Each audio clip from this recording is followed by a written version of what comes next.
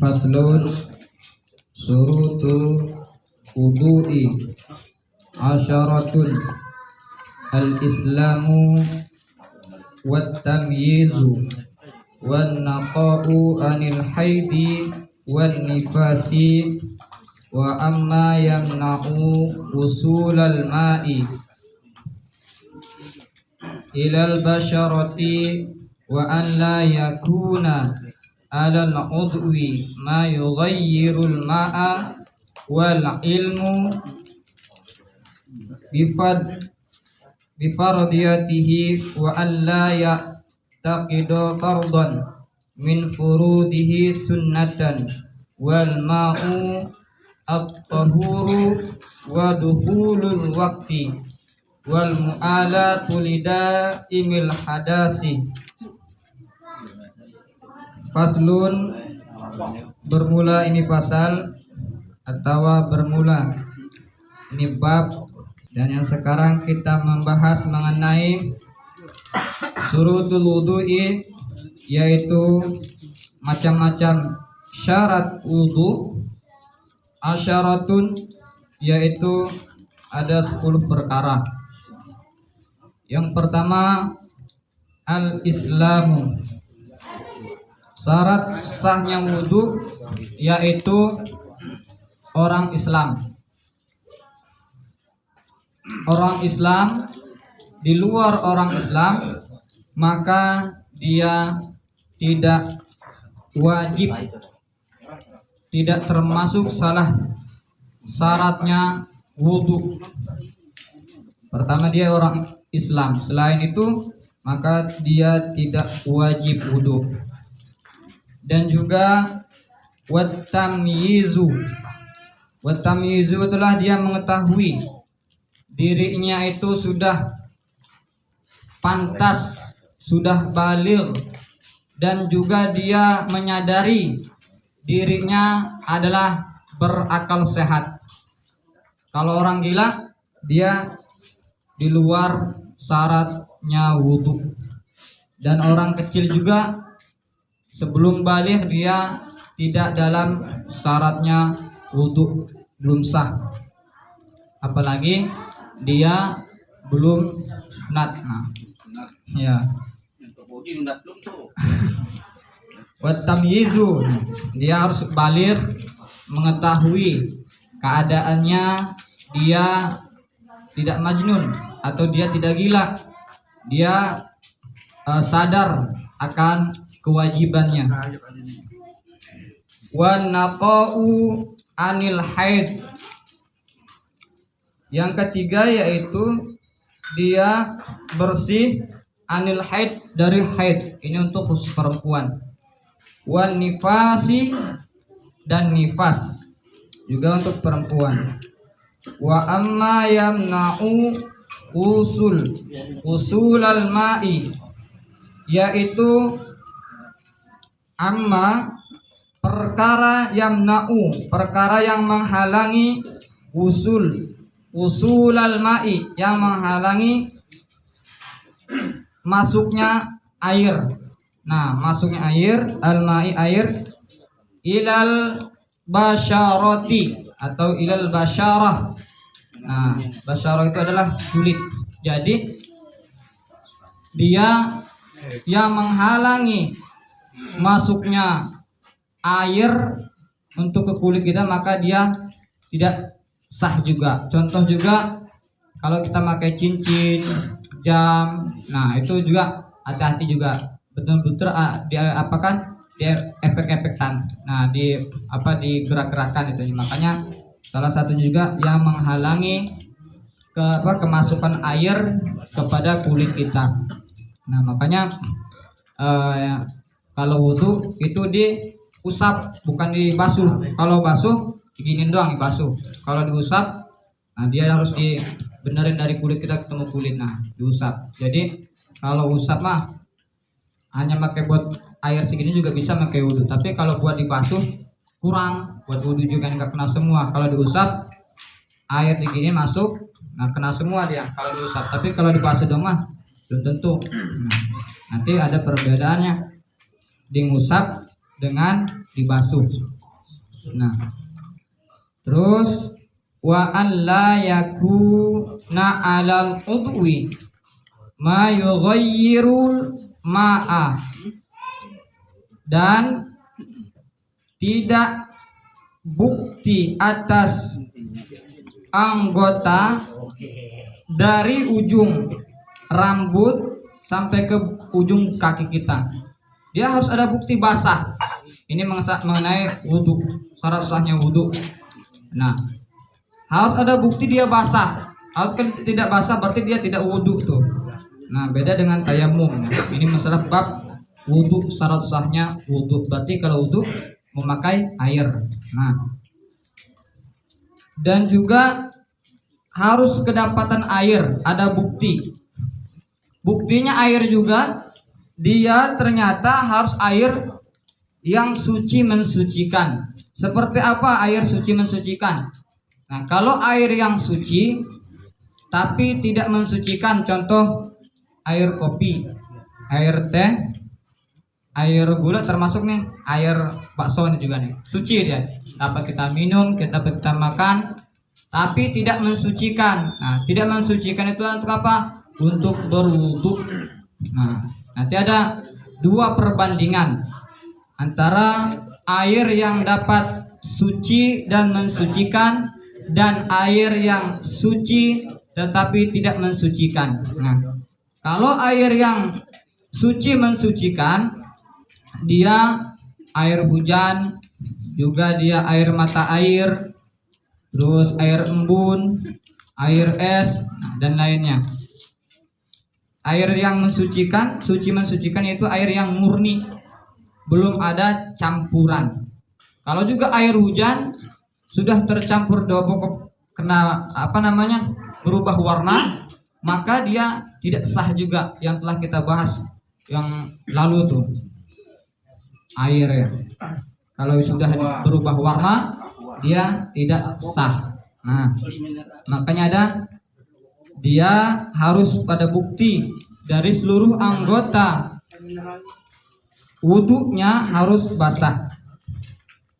Ini yang syarat wajibnya, di luar belum ada sunnahnya. Yang wajibnya wal ilmu, dan dia orang yang tersebut mempunyai akal atau mempunyai dia pengetahuan. Kalau dia belum mempunyai akal, berarti bagaimana untuk mengetahuinya? Nah, jadi dia harus punya akal untuk mengetahui bahwa syarat wudhu atau syarat sahnya wudhu mengenai hal-hal ibadah yang lainnya. Nah, tentunya dia harus baligh dan dia harus sadar di luar tidak gila gitu. Wal ilmu bi faradiyatihi, dan juga dia mengetahui dengan fardu wudu. Nah, mengetahui dengan fardu wudu bab ini. Wa alla ya'taqida fardhan.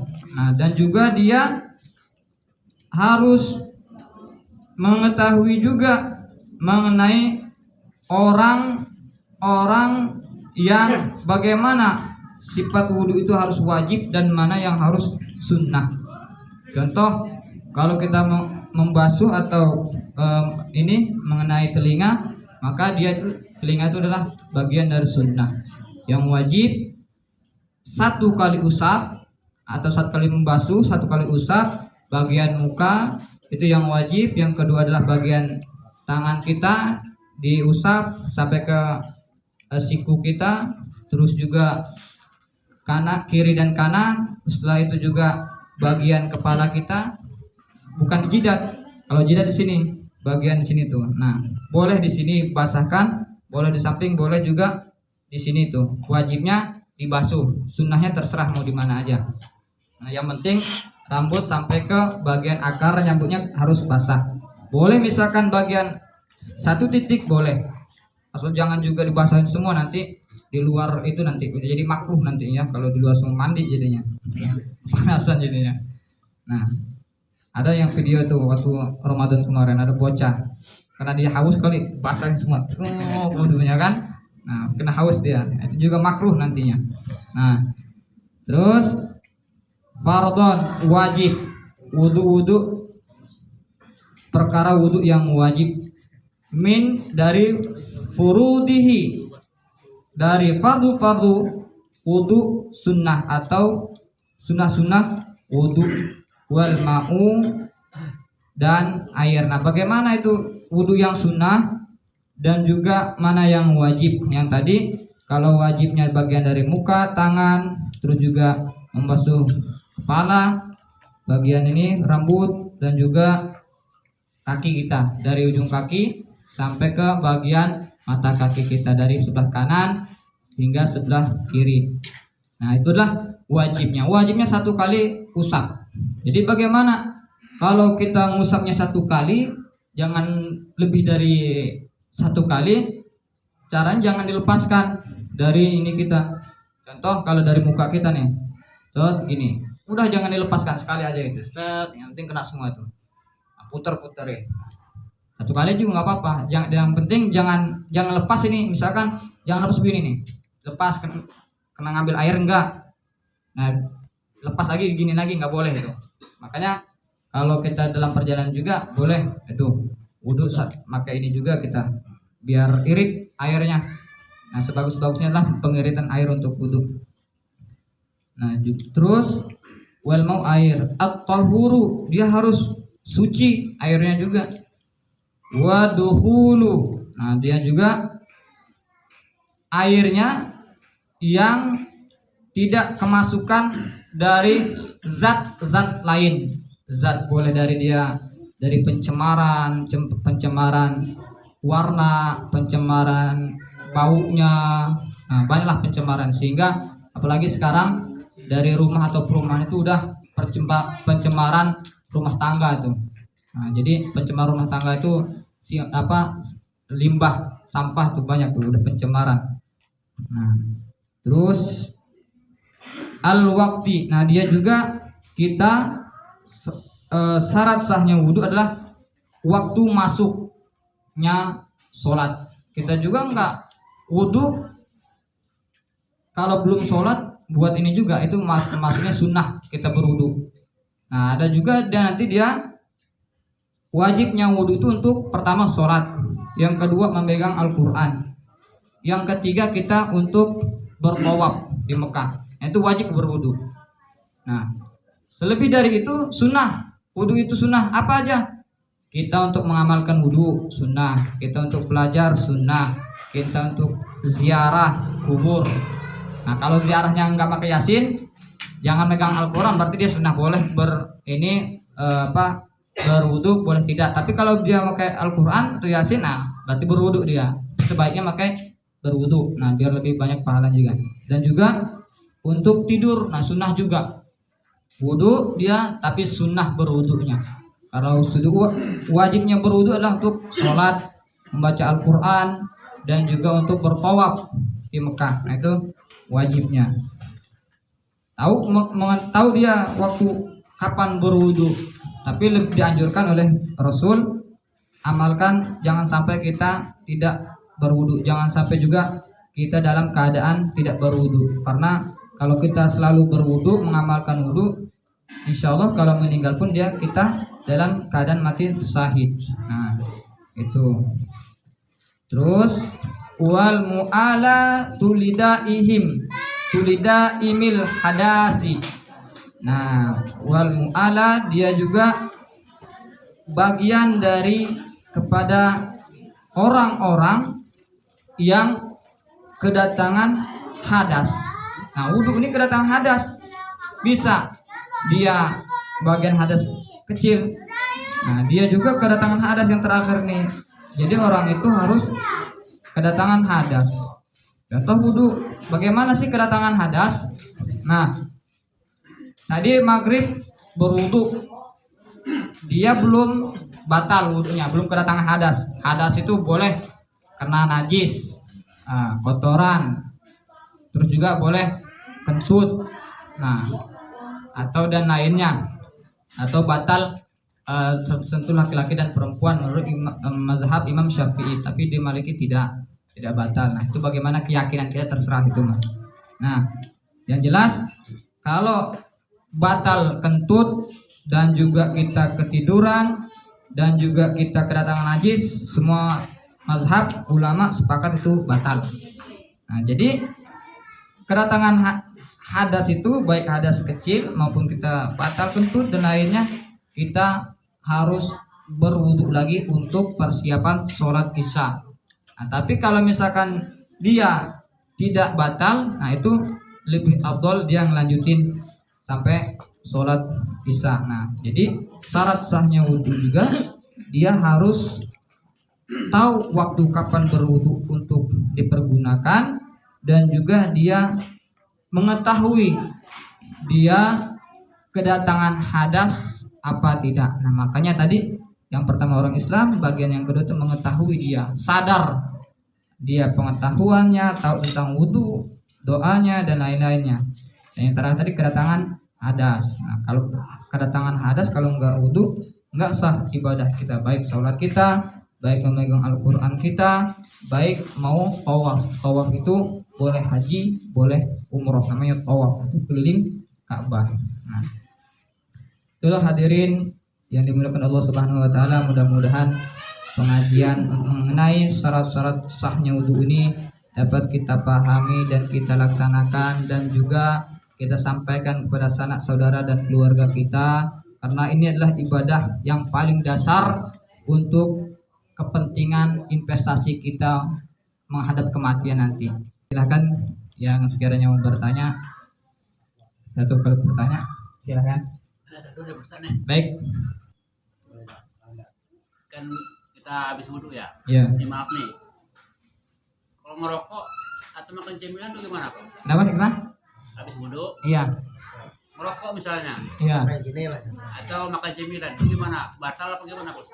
Enggak batal, Pak. Kalau merokok enggak? Enggak. Kalau rokok itu saya tidak menyatakan rokok itu haram, dan itu kita ngambilnya dari sana dulu nih, biar nanti perkaranya jelas, sehingga bukan saya yang apa, oh ini boleh tidak, nanti bapak sendiri yang yang ngerasakan nanti.